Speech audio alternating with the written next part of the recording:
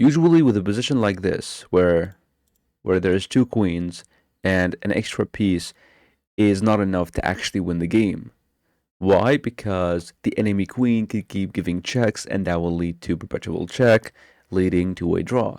But in this position, it is white to move. And it is up to you to find the only move that wins, that guarantees the capturing of the queen and then winning the game.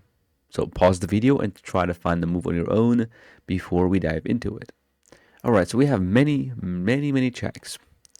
We have check with the queen here, here, here, and knight, you know. So, what could be the best move? Well, giving a check with the queen is going to help black, for example, to go back and try to hide behind the queen, and then the queen keep giving us checks, which will lead to a draw. Therefore, the only way for us to actually win this is to not give a check with the queen. We have to give a check to force black to go to a square that's gonna cause him to lose the queen.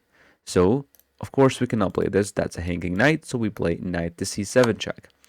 Now, black, as you can see, has three options. If black went to d6, then that's an obvious fork, and we win the queen, and we win the game. If they play king c5, well, what is the best move here? The best move is queen c6 check.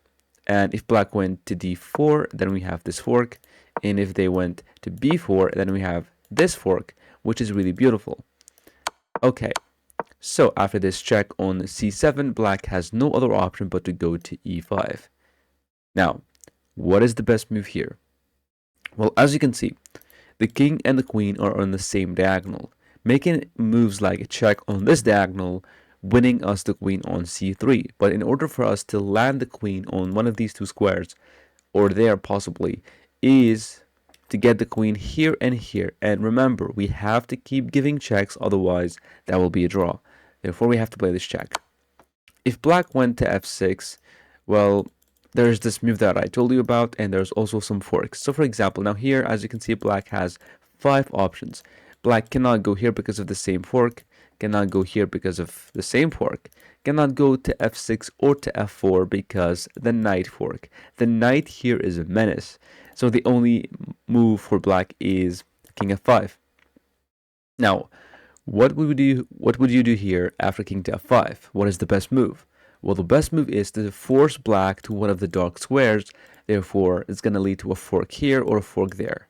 But we need to force black to a dark square. Therefore, we have to play a check here on h5. Okay, so they cannot go here or here because of the fork. So they are forced to play king to e4. Now, what would you do here as white? Remember, there's only one winning move. This is insane because if we allowed black to go to d3 and to c2, hide behind the queen, then that will no longer be winning and that will be a draw. So, what is the way that we're going to stop black from going to d3?